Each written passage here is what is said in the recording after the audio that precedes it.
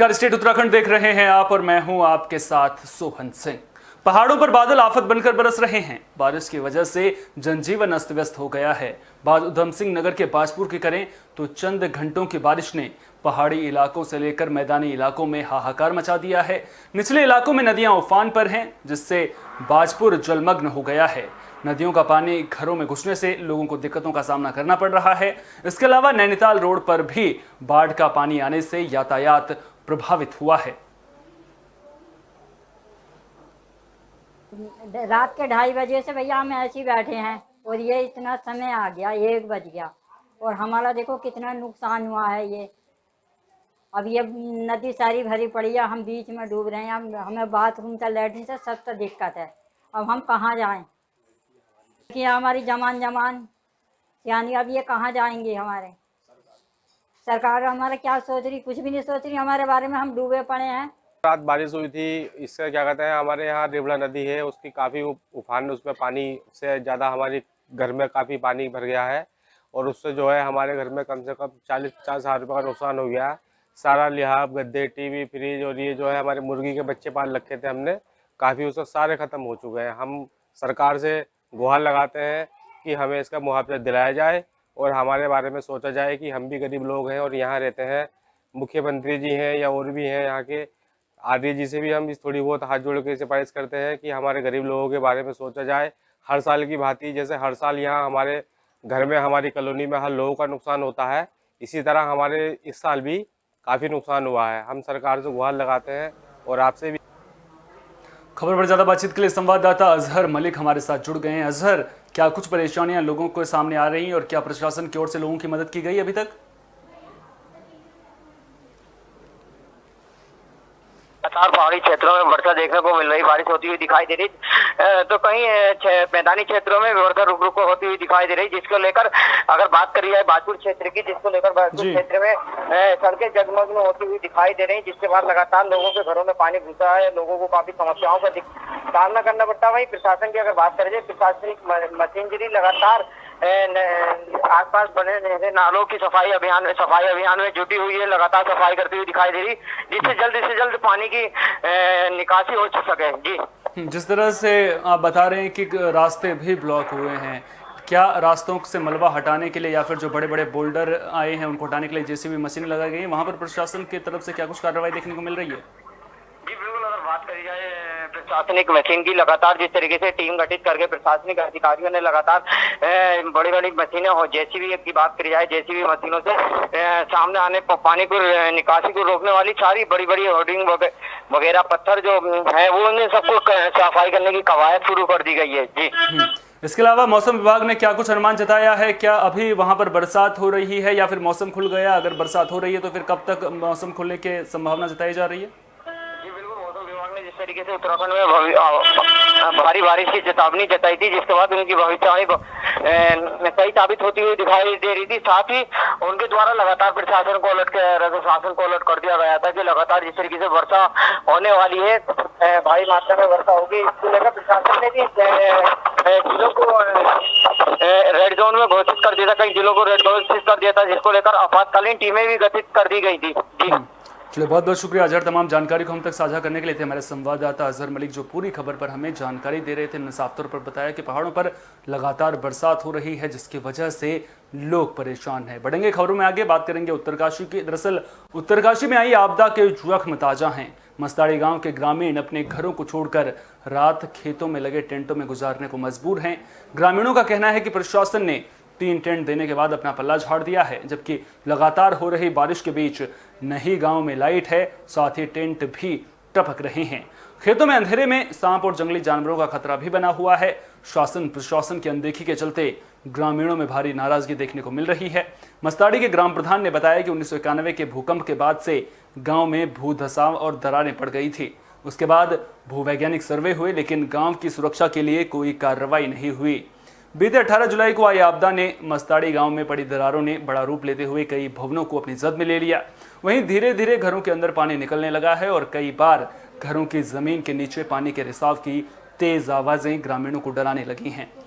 आपको बता दें कि ग्रामीण लगातार कह रहे हैं कि शासन प्रशासन उनकी समस्याओं को गंभीरता से नहीं ले रहा है, जिसका खामियाजा ग्रामीणों को भुगतना पड़ रहा है। तो ग्रामीण परेशान हैं, अनहोनी का डर ग्रामीणों को सता रहा है। आलम ये हो चुका है कि जो ग्रामीण है वो खेतों में टेंट लगाकर सोने को मजबूर हैं। तो आप अंदाज़ा लगा सकते हैं कि इस वक्त उन लोगों पर क्या बीत रही होगी जिन्होंने बड़ी मेहनत से अपना घर बनाया था, लेकिन वो घर ही उन्हें सुरक्षा प्रदान नहीं कर पा रहा है।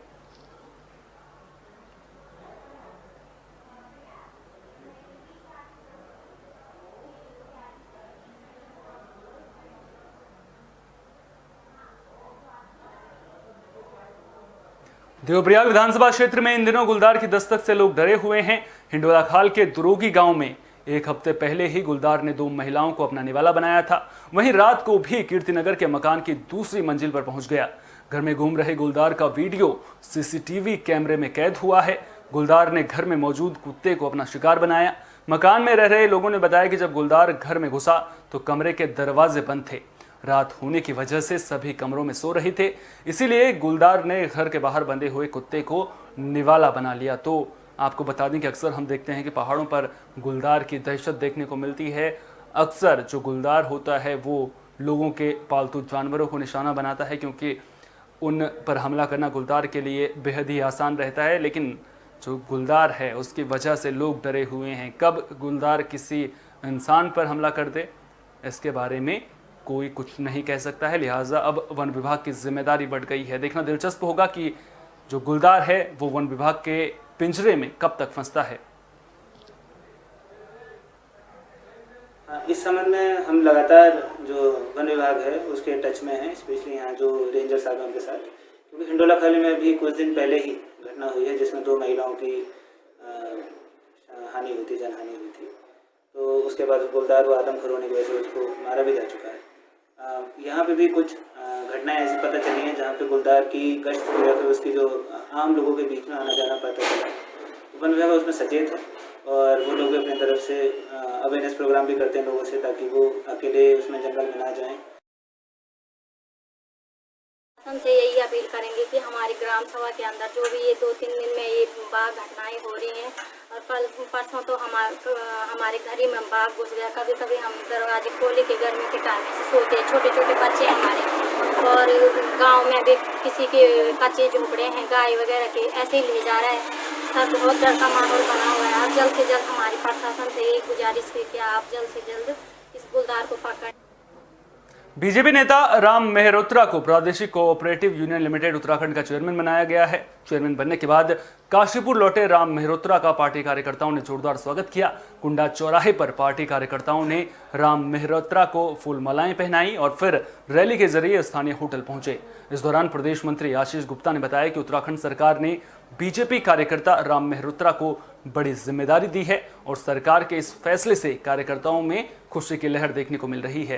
पीसीयू चेयरमैन राम मेहरोत्रा ने कहा कि राज्य की जितने भी कोऑपरेटिव सोसाइटी, बैंकों को ट्रेनिंग देने समेत जो भी काम है वो पीसीयू के जरिए होता है। उत्तराखंड में 4 साल में सहकारिता में अच्छा काम हुआ है और देश में सहकारिता को ऊपर उठाने का काम चल रहा है। उन्होंने कहा कि सहकारिता को गुजरात और महाराष्ट्र मॉडल की तरह पूरे देश में लागू करने का काम केंद्र सरकार करेगी। आप जैसा कि जानते हैं कि भारतीय जनता पार्टी में दायित्व का बंटवारा हो रहा है। आज राम मेहरोत्रा जी को यूपीसीयू का अध्यक्ष बनाया गया है। उनके स्वागत के लिए यहाँ सारे कार्यकर्ता उपस्थित हुए हैं और एक कार्यकर्ताओं में एक उत्साह है, क्योंकि काशीपुर के किसी व्यक्ति को हमारे मुख्यमंत्री जी ने और हमारे मंत्री जी ने, धन सिंह जी ने दायित्व दिया है। काफ़ी टाइम से इंतजार था कि काशीपुर को कोई दायित्व मिलना चाहिए, इसलिए हर छोटे कार्यकर्ता और बड़े कार्यकर्ता में सब में उत्साह का माहौल है। काशीपुर के कार्यकर्ता, वरिष्ठ नेता, भारतीय जनता पार्टी के बहुत पुराने समर्पित माननीय राम मेहरोत्रा जी प्रादेशिक कोऑपरेटिव यूनियन के प्रदेश के अध्यक्ष बने हैं, चेयरमैन बने हैं। तो उस खुशी में सभी कार्यकर्ता उनके स्वागत के लिए और बनने के बाद प्रथम आगमन पर यहाँ पे एकत्रित हुए हैं और बड़े जोश खरोश से कार्यकर्ताओं में बड़ा उत्साह है कि हमारे बीच का एक कार्यकर्ता आज इतने ऊंचे पद पर पहुँचा है। तो हम सब कार्यकर्ता अपने यहाँ जुलूस निकालते हुए बाकायदा बड़े शोर शराबे से अपने आप को शहर में लेके जाएंगे और राम मेहरोत्रा जी का स्वागत करेंगे। आज कार्यकर्ताओं में, हमारे सभी वरिष्ठ लोगों में पूरे उधम सिंह नगर के कार्यकर्ताओं में एक जोश की लहर है कि उत्तराखंड कोऑपरेटिव यूनियन जो कोऑपरेटिव की सबसे शीर्ष संस्था है उसका मुझे अध्यक्ष बनाया गया है और मैं कोऑपरेटिव क्षेत्र के लोगों की आकांक्षा। पिछड़े वर्ग के लोगों को स्वास्थ्य सेवाओं में 27% आरक्षण दिए जाने पर उत्तराखंड के कैबिनेट मंत्री और बीजेपी ओबीसी मोर्चा के पदाधिकारियों ने मोदी सरकार का आभार जताया। उन्होंने इसे बीजेपी सरकार का ऐतिहासिक फैसला बताया जिससे सैकड़ों छात्रों को स्वास्थ्य के क्षेत्र में आगे बढ़ने के लिए पहले से ज्यादा मौका मिलेगा। वहीं हरिद्वार ग्रामीण सीट से विधायक और कैबिनेट मंत्री स्वामी यतीश्वरानंद ने कहा कि प्रधानमंत्री मोदी ने राष्ट्रीय पिछड़ा वर्ग आयोग को संवैधानिक दर्जा दिया है। साथ ही उन्होंने कहा कि अब मोदी सरकार ने ऐतिहासिक कदम उठाते हुए ओबीसी वर्ग को 27% आरक्षण स्वास्थ्य सेवाओं में दिया है। इसके साथ ही मोदी कैबिनेट ने 27 मंत्रियों को सम्मान दिया है। उन्होंने कहा कि पूरा ओबीसी समाज मोदी सरकार का ऋणी है और पूरी तरह बीजेपी के साथ है। बीजेपी ओबीसी मोर्चा के जिलाध्यक्ष प्रदीप कुमार पाल ने भी सरकार के फैसले की सराहना की है। आज हम वेद मंदिर आश्रम माननीय स्वामी यतीश्वरानंद जी के मंत्री जी के आश्रम में उपस्थित हैं और माननीय प्रधानमंत्री आदरणीय नरेंद्र मोदी जी ने जो ओबीसी वर्ग को 27% आरक्षण दिया है उसी के उपलक्ष्य में हमने आज प्रेस वार्ता रखी है और उनको धन्यवाद आभार जताने के लिए। और अपने आदरणीय प्रधानमंत्री जी ने MBBS में 1500 शिक्षार्थियों को लाभ मिलेगा। की गहराइयों से स्वागत करता हूं, अभिनंदन करता हूं। जो उनका नारा है सबका साथ, सबका विकास और सब पर विश्वास, इस नारे को माननीय मोदी जी जमीन पर उतार रहे हैं और लोग इस चीज़ का अनुभव भी कर रहे हैं। चाहे वो राष्ट्रीय स्तर की राजनीति हो, चाहे प्रदेश स्तर की राजनीति हो, वो सबका ध्यान रखते हैं कौन किस समाज का व्यक्ति है, सबको बराबर का हक मिलना चाहिए। तो निश्चित रूप से 7 सालों के अंदर ये सारी की सारी चीज़ें हमें दिखाई भी दे रहे हैं। नहीं तो पहले चाहे वो राजनीतिक क्षेत्र हो, चाहे व्यापारिक क्षेत्र हो, चाहे दूसरे क्षेत्र हो, उसमें कुछ विशेष लोग ही दिखाई देते हैं। तो पिछड़े वर्ग के लोगों को स्वास्थ्य सेवाओं में 27% आरक्षण दिए जाने पर बीजेपी ओबीसी मोर्चा पदाधिकारियों ने मोदी सरकार का आभार जताया और इसे ऐतिहासिक फैसला बताया। खानपुर विधायक कुंवर प्रणव सिंह चैंपियन ने कहा कि आज़ादी के बाद से ओबीसी समाज के लिए कोई सम्मान नहीं मिल पाया। हालांकि इस मामले में समय समय पर राजनीति अवश्य होती रही। उन्होंने कहा कि 2018 में प्रधानमंत्री नरेंद्र मोदी ने ओबीसी को सम्मान दिया। जिलाध्यक्ष प्रदीप पाल ने कहा कि स्वास्थ्य सेवाओं में पिछड़ा वर्ग को 27% आरक्षण देना सराहनीय कदम है। ओबीसी मोर्चा इसका धन्यवाद अदा करता है।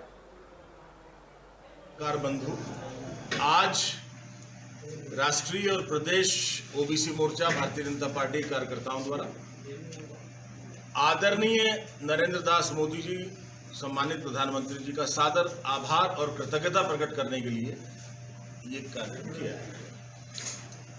2018 में national commission for backward classes NCBC आदरणीय मोदी जी ने गठित कर अन्य पिछड़ा वर्ग को जो संवैधानिक दर्जा प्रदान करके एक आत्मसम्मान और अपना प्रभुत्व प्रदान किया था।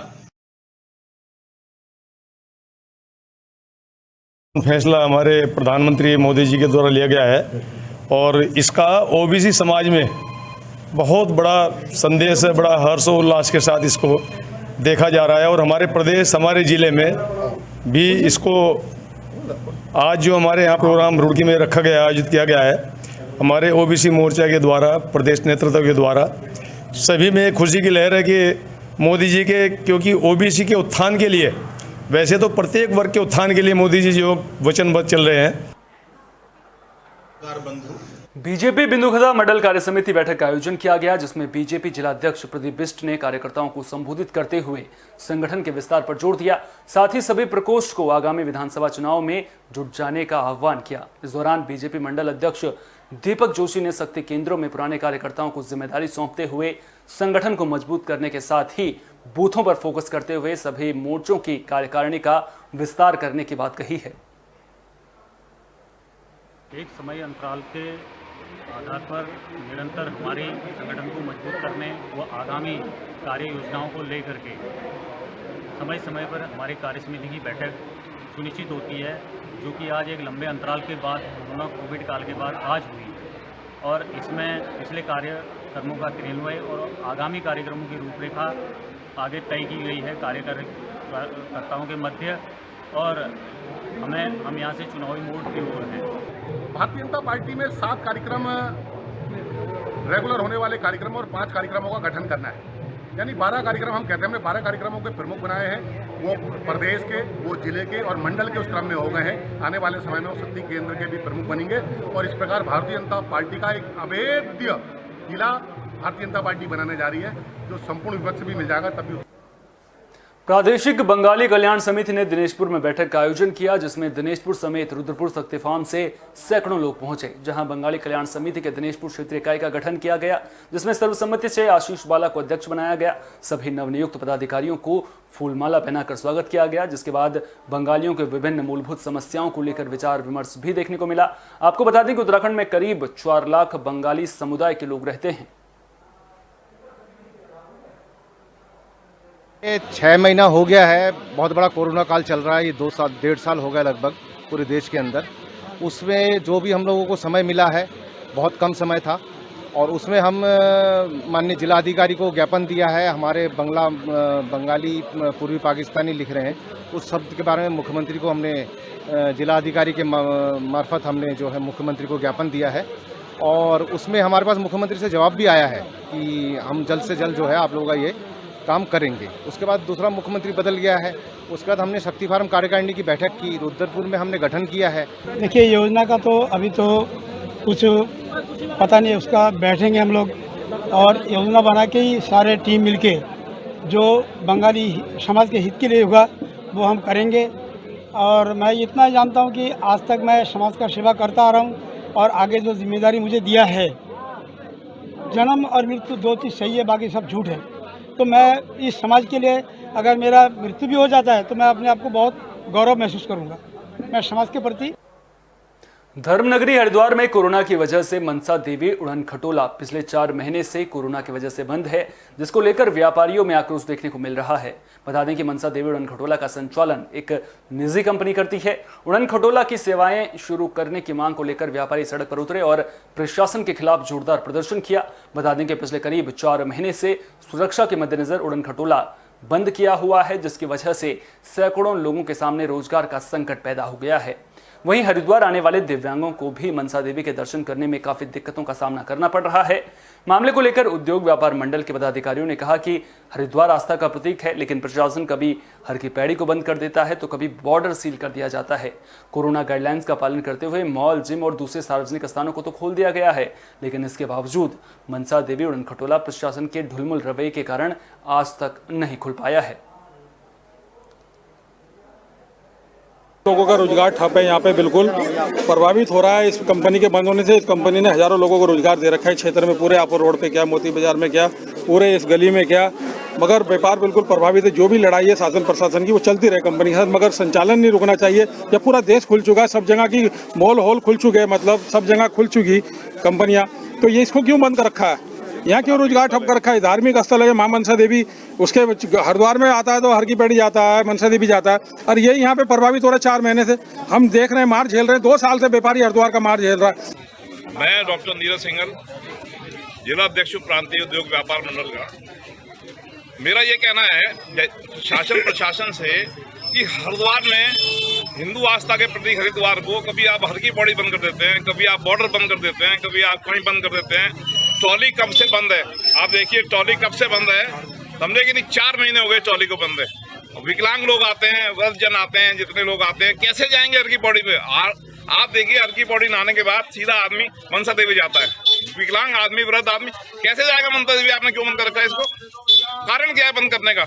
आपको जो भी शासन लड़ाई है उषा उड़न खटोले से, इनके प्रबंधक से, तो लड़ाई लड़ते रहिए आप। कम से कम क्या खुल तो जाए। यात्रियों को परेशानी क्यों हो रही है इस बात की? लोगों का रोजगार ठप है यहाँ पे। ज्यादा बातचीत के लिए हमारे संवाददाता राजकुमार पाल हमारे साथ जुड़ चुके हैं। राजकुमार, जिस तरह से मनसा देवी उड़न खटोला को बंद कर दिया गया था, अब पाबंदियों के पहरे के साथ दूसरी चीजें भी खुल रही हैं, मॉल खुल रहे हैं, जिमखाने खुल रहे हैं, तो फिर आखिर मनसा देवी में जो उड़न खटोला है उसकी सेवाएं क्यों नहीं शुरू की जा रही? क्या प्रशासन की ओर से कोई बयान इस मामले को लेकर दिया गया है?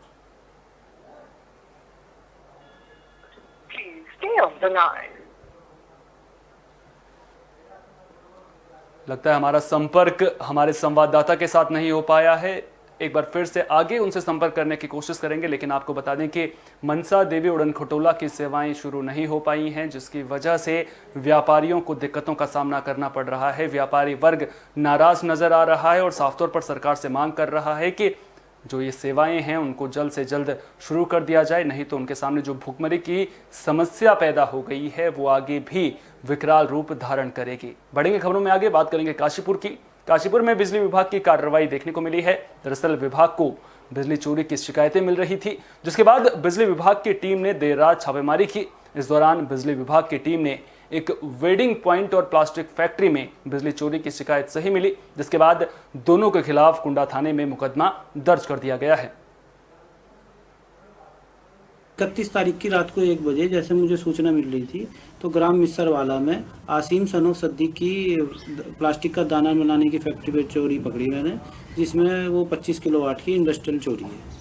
इसकी मैंने कार्रवाई कर दी है। कुंडा थाने में FIR दर्ज कराई जा चुकी है और जुर्माने की कार्रवाई खंड स्तर पर चल रही है। इसके अलावा और कौन सी जगह पर? एक उसी के सामने यासीन छोटे के नाम से भी 1 किलोवाट की कमर्शियल चोरी पकड़ी है, उस पर भी मुकदमा था? दोनों का मुकदमा कुंडा थाने में दर्ज करा दिया है।